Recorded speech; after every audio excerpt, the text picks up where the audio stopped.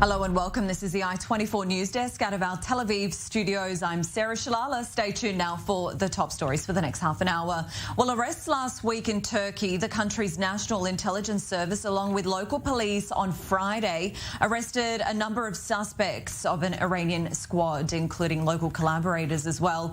Apparently, the squad was preparing to kidnap and attack Israel diplomats and tourist groups in Istanbul. Reports are saying the detainees planned, among other things, to abduct a former Israeli ambassador and his wife, who were in Turkey at the time. Meantime, Yair Lapid's team is en route to Turkey's capital, Ankara, as part of the Israeli foreign minister's visit to the country. Lapid will meet his counterpart, Mevlut Cavusoglu, for security talks, mainly the Iranian terror threat to Israeli travelers in the country.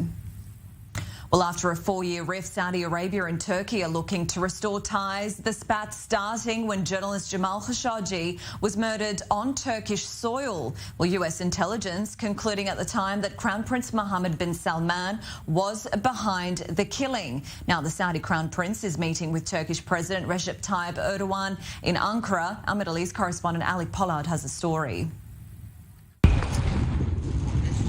Saudi Crown Prince Mohammed bin Salman meets Turkish President Recep Tayyip Erdogan on the last leg of his trip, which also included stops in Egypt and Jordan.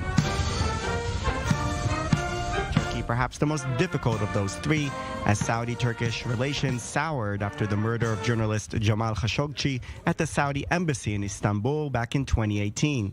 But the decision of the Turkish courts this April to transfer the trial to Saudi Arabia was a signal from Ankara that Erdogan and Turkey are willing to leave the Khashoggi affair behind and open a new page, which began when Erdogan visited Saudi Arabia shortly after the court decision. From Turkish side, there was a hard task to do, and this was to end the case against in the Khashoggi murder, even though the case would not produce any significant outcome with any real impact. It had a huge symbolic meaning, and it was necessary to pursue justice. However, it appears that real political demands have trumped over demands for justice. Erdogan hopes restored ties will increase trade and draw Saudi investments, although talks to create a currency swap line to restore Turkey's foreign reserves and thus strengthen the fading Turkish lira are still moving slowly. Erdogan's rapprochement with the Saudis is part of a general shift in recent months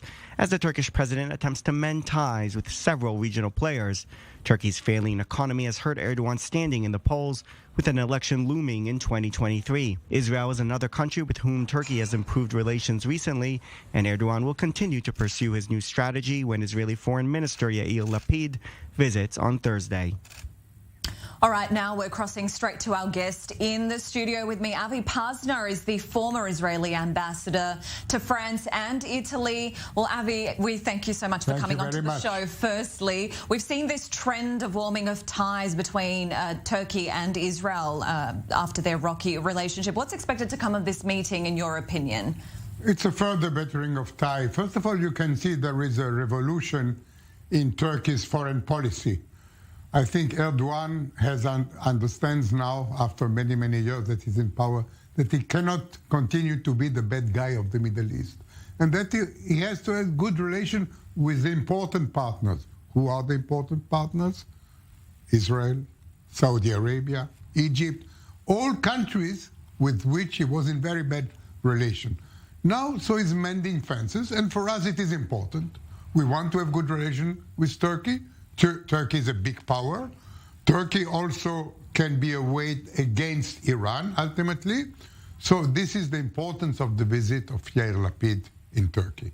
And also I want to highlight again the security cooperation between these two countries, Israel and Turkey. This is now the second time in a week that arrests are being made there. Talk to us a little bit about that. Yes, there is a very difficult situation in Istanbul, because the Iranians have decided to take the Turkish soil as their ground for terrorism against Israel.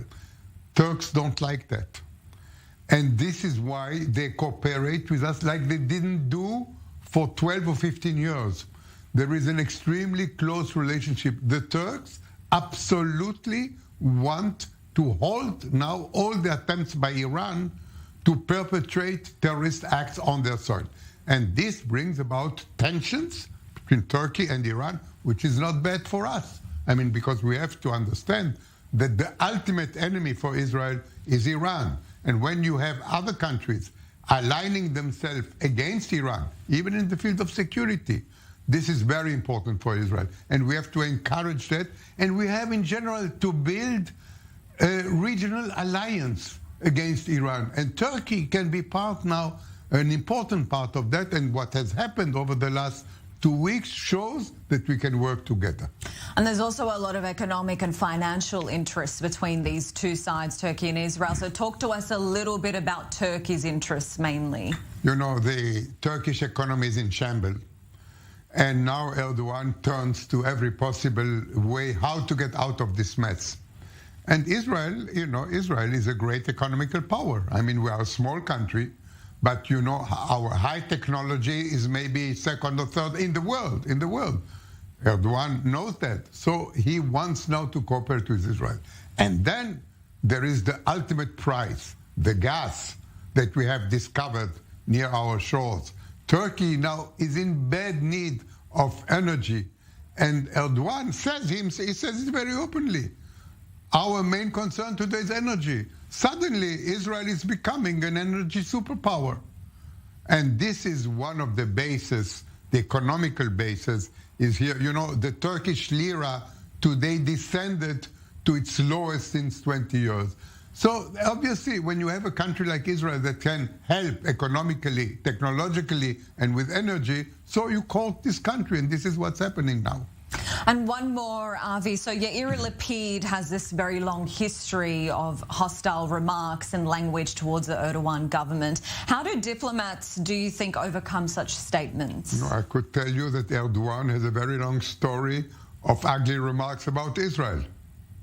You know, when you need, you overcome. I mean, you know, you say, let's the past be past, let's bygone be bygone, and let's look towards the future. And this is very important. In international politics, you have to know how to put things behind you and to go forward. So what you have said in the past, you have said. Now you have new interests. It's like you had wars between Egypt and Israel for 30 years. Now you have peace for 45 years. Relations change between countries like they change between people. And now we are very pleased to have a good relationship also with Turkey, and we forgot all the bad words from one side and the other side. And now we've got Yair Lapid and his team they're en route actually to Turkey. So we'll see what kind of developments and what unfolds there very soon. Thank you so much. Avi Pazner, the former Israeli ambassador to France and Italy, speaking to us there live in studio.